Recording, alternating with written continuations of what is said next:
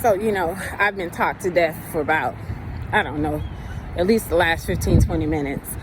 So, y'all finna get this talk too, since somebody else talked me to death. So anyhow, let me just tell you something.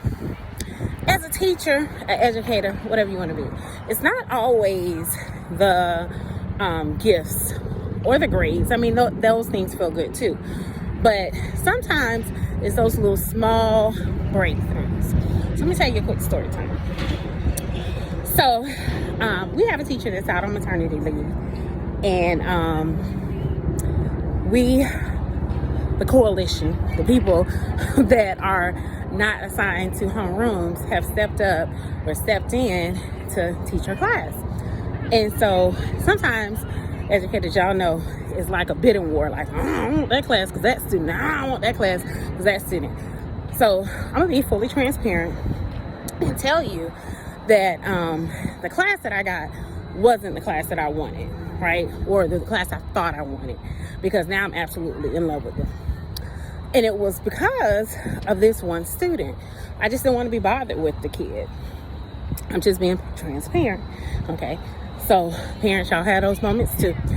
So I didn't want to be bothered with the kid because, not because they were academically low, but just because their disposition, their attitude was just beyond disrespectful.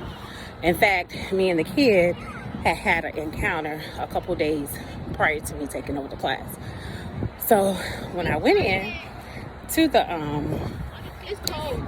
classroom, I went in just giving my expectations or whatever. And so I had, naturally prayed before going in there because, like I said, I didn't want to teach this student.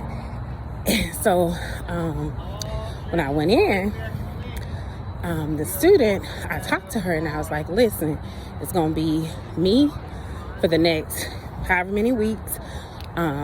If you are not happy with me being here, I mean, you might want to request, like they really can request, but anyway, request to be moved, because in this room, there are rules and there are expectations.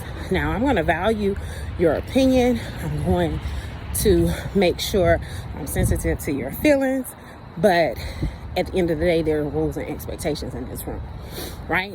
So I left it at that, went on and started teaching. So at the end of the lesson, she came up to me and she said, I don't think I want to be moved. I think I want to stay, and I'm going to really try to do good, because I think you're a good teacher. Some of the things that you taught today were on the test, and so I think you know what you're doing. I'm like, okay, I've only been reading coach 14 years, in the business 20, but okay. So anyhow, weeks go on. We build a rapport, build a relationship. We're fine. We haven't had any tussles. I've tried to be fair and honoring her feelings and how she feels, even on those days where she's not her best or I'm not my best.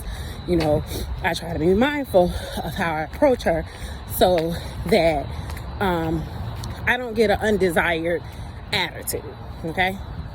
So anyhow, moving on, fast forwarding to today. I'm coming from doing my walk. And I'm doing 2 laps today because somebody was talking to me for too long. But anyway, come from doing my little walk, and she runs up to me and she looks and she gives me a hug. Now, if anyone knows this student, she's not touchy-feely. She is not always positive, but she's she. Okay, she's her. So anyhow, she says, hey, I missed you. We're coming off of Thanksgiving break. Shameless plug, 19 days, parents. But anyway, she says, I miss you. She gives me a hug, and I kind of look at her, give her a hug until I miss her too. So I came on here to say this, that it's those moments, those breakthroughs, those times that we as teachers really say, I'm making a difference. It's not always about the pay, although we do want to be paid fair. It's not about the grades. It's not about the gifts, although that we want to be appreciated. But sometimes it's about those things that money can't buy. So anyhow, just wanted to share that with you guys on this little walk that's killing me. You see, I'm winded. About the joys of being an educator, joys of being a teacher, the joys of being able to touch a life forever. All right, toodaloo.